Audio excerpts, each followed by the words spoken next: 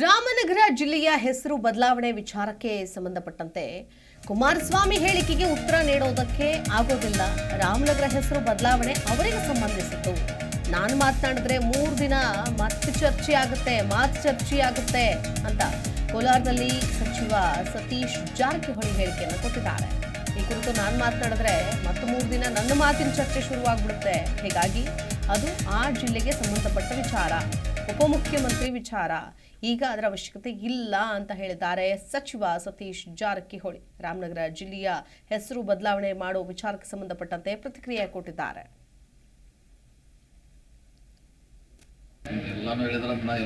ನೀವು ಒಂದು part body ಇರ್ಬೋದು, ಈಗ ಎಲ್ಲದಕ್ಕೂ ಹೇಳಿದಾರಂತ ಎಲ್ಲದಕ್ಕೂ ಉತ್ತರ ಕರೆಕ್ಟ್. ಎಲ್ಲದಕ್ಕೂ ಈಗ ಕೊಡ್ಲಿಕ್ಕಾಗಲ್ಲ. ಈಗ ಎಲ್ಲಿ ಯಾರು ತಪ್ಪ ಸರ್ಕಾರ ಬಂದು ಚೇಂಜ್ ಮಾಡ್ತಾರೆ ಸರ್. ಬದಲಾವಣೆ ಯಾರು ಮಾಡ್ತಾ ಇಲ್ಲ. ಎಲ್ಲ ಚರ್ಚೆಯಲ್ಲಿದೆ ಅಷ್ಟೇ. ಮಾಡಬೇಕಾದ್ರೆ ಅದು ತಂದೆ ಅಂತ ಕಾನೂನಿದೆ, ಕಾನೂನಿದೆ ನೋಡಿ. ಅದು ಅವ್ರ ಜಿಲ್ಲೆಗೆ ಸಂಬಂಧಪಟ್ಟದ್ದು.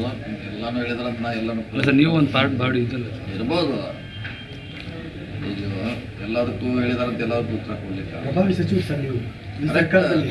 ಕರೆಕ್ಟ್. ಎಲ್ಲದಕ್ಕೂ ಈಗ ಕೊಡ್ಲಿಕ್ಕಾಗಲ್ಲ. ಈಗ ಎಲ್ಲಿ ಯಾರು ತಪ್ಪ ಸರ್ಕಾರ ಬಂದು ಚೇಂಜ್ ಮಾಡ್ತಾರೆ ಸರ್. ಬದಲಾವಣೆ ಯಾರು ಮಾಡ್ತಾ ಇಲ್ಲ. ಎಲ್ಲ ಚರ್ಚೆಯಲ್ಲಿದೆ ಅಷ್ಟೇ. ಮಾಡಬೇಕಾದ್ರೆ ಅದು ತಂದೆ ಅಂತ ಕಾನೂನಿದೆ, ಕಾನೂನಿದೆ ನೋಡಿ. ಅದು ಅವ್ರ ಜಿಲ್ಲೆಗೆ ಸಂಬಂಧಪಟ್ಟದ್ದು. ಎಲ್ಲಾನು ಹೇಳಿದ್ರಂತ ಎಲ್ಲಾನು ನೀವು ಒಂದು part body. Zee Kannada news ಈಗ ನಿಮ್ಮ ಮನೆಯಲ್ಲೇ ನೋಡಿ. ಎಲ್ಲ ಕೇಬಲ್ಗಳಲ್ಲಿ ಈಗ ಲಭ್ಯ.